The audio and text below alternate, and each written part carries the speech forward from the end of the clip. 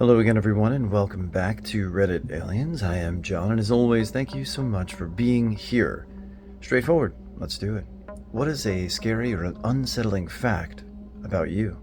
Please remember to like, share, and subscribe. Odds are I'll be dead in less than 3 years. I don't plan to be, but the odds are stacked against me. I think about that every single day. Cancer sucks.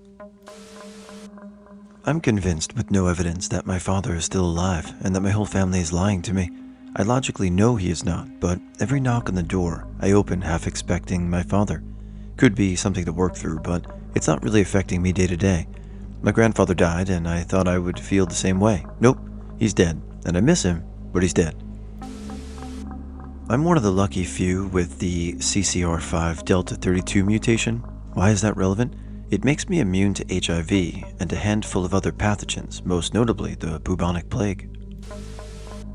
I have 2 lenses in my right eye, so it focuses like binoculars. My doctor wrote a paper about it. Mostly blinded as a baby in my left eye, doctor suspected my right lens split then healed as 2 distinct lenses, better than 20/20 in my right eye. When I was born, I was so premature that my dad, who had quite literally dainty piano fingers, could slide his wedding ring up my arm to my shoulder. I weighed 2 pounds, born at 27 weeks. Less scary and more shocking, but when I was 9 years old, I survived a home invasion where I was shot 6 times. I played dead on the floor until the man left and called 911, and in my adrenaline rush, I thought they couldn't find my house, so I crawled with my left arm swinging the wrong way and my right leg limp from nerve damage, all the way to the front door when he broke in from the back of the house. I lived with only my mother, who unfortunately didn't survive. I vividly remember picking out the guy in a photo line while recovering in the ICU. I'm very lucky to have kept my left arm. I have 13 pins and screws to make up for my shattered elbow. My left leg has permanent nerve damage, and I now have drop foot. Despite my physical injuries and PTSD, I'm doing very well. I have an enlarged aortic root. It's very unlikely, but it could spontaneously rupture, leading to the medical term adjusts classes instantaneous death. I would pass out, bleed to death, and then fall over, dead before hitting the ground, and it could happen at any time. My wife is very uncomfortable thinking about it, lol. My immune system backfired and tried to murder me and almost succeeded. I now have to take multiple injections every single day, all day, or I'll die a painful death within a week. Just trying to write diabetes in the most badass way. Short that it was, I started reading it and I was like, wow, what happened to you? And that was well written, so hope you're handling everything well. I do not actually remember a decent chunk of my life. Whenever I talk about most of my childhood, I use words that leave room for mistakes and am generally using memories and ideas I've compiled from hearing other people say things about me. There's actually large chunks of facts about myself that I only think I know and don't have personal confirmation of. Growing up, I had a recurring nightmare set in my grandparents' backyard looking at the back of their house. There was just something off about the house, something mildly sinister. I dreamt this over and over many times over the years. In 2018, my dad, who now owned the house, went into the backyard to that spot and killed himself. I haven't had the backyard dream since. I pooped in my neighbor's backyard when I was 8 years old, just gargoyled under his jungle gym and let loose. This is the first I've talked about it in over 20 years. Slept in my mom's bed until I was 12 years old. Everyone believed I was just being a mama's boy, including myself. It was actually because I shared a bedroom with my brother who molested me. I start therapy soon. That I woke up in the middle of surgery and threw a mayo pan at a nurse before they pinned me back down and upped my dosage of sedatives. Keynote, still had the retractors in, so I briefly looked like a dead space enemy. Have spotty memory of it. Sedation is very hit and miss with me. Has happened 3 times. Once during surgery, once during a nerve burn, never went out, just paralyzed for about 3 minutes, then started speaking during the procedure. The last was during a colonoscopy. Seriously painful, and asked the doctor if he was an old scout leader. He was laughing, then asked the nurse if I was within range for another dose of sedative. When I was 18 years old, I was incarcerated for 3 years, found not guilty, and acquitted on all charges. I had roughly 12 charges, some of which would have led to life in prison had I been found guilty, but I knew I was innocent and decided to fight my case. My best friend at the time was found guilty and given 3 life sentences.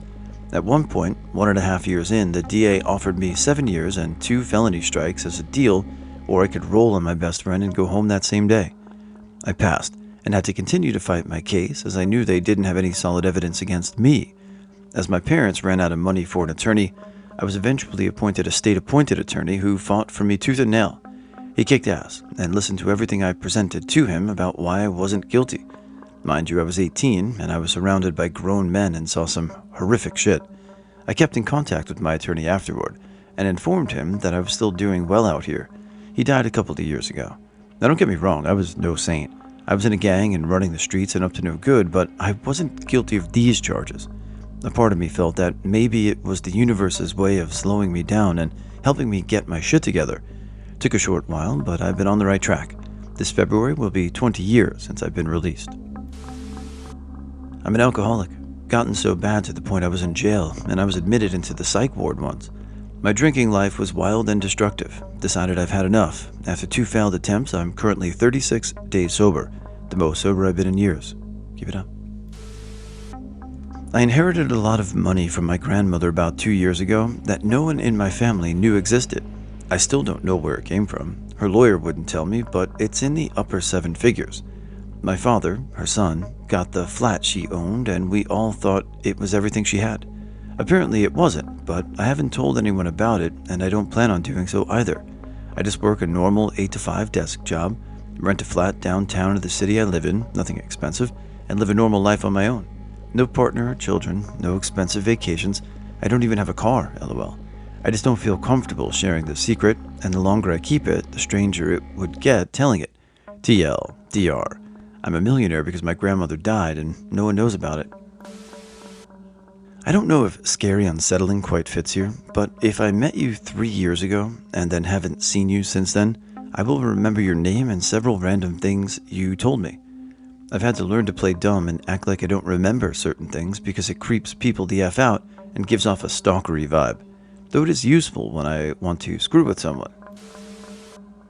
My best friend tried to kill me when I was 13, and I had to fight and disarm a classmate menacing the class with an industrial nail gun when I was 17. My friends have a running joke that my teenage years were cursed.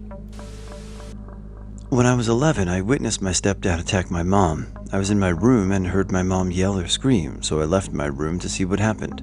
When I stepped into the hallway, I could see partly into the kitchen, and she was standing with her back up against the corner of the countertop with a terrible look on her face and a swelling cheek. My stepdad was about 5 feet away, with 3 long bleeding scratches down his cheek from where she retaliated. I guess I didn't know how to react, so I just turned around and went back to my room. That weekend, I spent Friday night at my best friend's house. I know his older brother had a .38 Chief special revolver in a hidden drawer he had built under his waterbed frame. Before I left, I stuffed the gun into my rolled-up sleeping bag. I chickened out that first night, Saturday, but Sunday night around 2 to 3 a.m., I think I took the revolver into their room and woke him up by jamming it under his chin. He woke up immediately and kind of reactively had pulled his head back away from the barrel. I pushed it harder into his throat and said something like, "Don't ever hurt my mom again or I'll kill you." I don't remember exactly what I said. I do remember feeling like the world was spinning 1,000 miles per hour around me and thought that I was weightless. I don't remember anything after saying that to him until I was back in my room. I dropped the gun on the floor and blurted into the hardest sobbing I have ever experienced. It seemed like it lasted for hours. I don't know how long I actually cried, but when I finally stopped, I was drenched in sweat and tears down my entire front side. I put the gun in my backpack and snuck it back into the drawer under the waterbed 2 or 3 days later.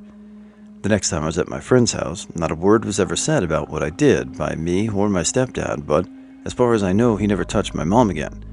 They divorced 3 or 4 years later. I'm into my friend's brother at a bar about 10 years later, and I told him about borrowing his gun thinking he would just laugh it off as me telling drunk bar lies. He didn't.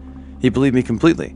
He even stated that sometimes when I was at their house, I would make little comments that his family understood to mean that my home life wasn't great. He's a big biker type guy, and he just grabbed me, pulling me off the bar stool, and hugged me for like 5 straight minutes. He was a great dude. This all sounds overdramatic after reading it back to myself, but it is written exactly as I remember it. Thanks for the chance to share this. Until now, my friend's brother and my stepdad were the only others who knew about it. I've considered suicide far more than my wife knows. It was once a serious option in my life when things got hard and I felt trapped. Sometimes it's just a casual thought.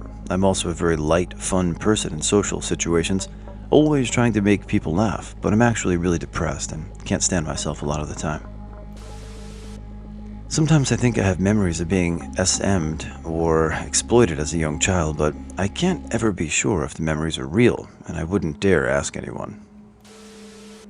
Since I was very young, age 9 or 10 I think, I've had thoughts that I was going to die young. The older I got, the age of 24 just kept recurring. I'll be 24 in a few months. I have appointments for neurologists for a suspected brain tumor coming up. Nothing is certain or set, but this all feels very weird. I have a tendency to self-isolate, and it's damaged very long-term friendships because people don't understand that it's not them, it's me, and that I really mean no harm or have any ill feelings toward them. I just kind of want to recede into my own world. I feel really bad about it, and I keep telling myself to reach out, but I don't. My dog and my mother died in the same year. I was so devastated when my dog passed. That kind of pain didn't even touch the pain of losing my mom. Partially because she had given up on me and life years before she died. She drank herself to death and got sepsis. My dad killed himself in '02. I'm 38 now. I missed him. I miss my dog more. She was always there for me, though. So much illness and loneliness and pain. She was my best friend. Rest in peace. Not sure if it's scary, but my dad OD'd on heroin and died. I probably could have saved him. I went downstairs at like 1 a.m. to get a drink and saw the bathroom door closed with the light on. I thought about pounding on the door to scare him, which is something I would do to mess with him. I walked up to the door, went to knock on it, but thought to myself, nah, don't mess with him, and I walked away. Woke up later finding out he was dead from an OD.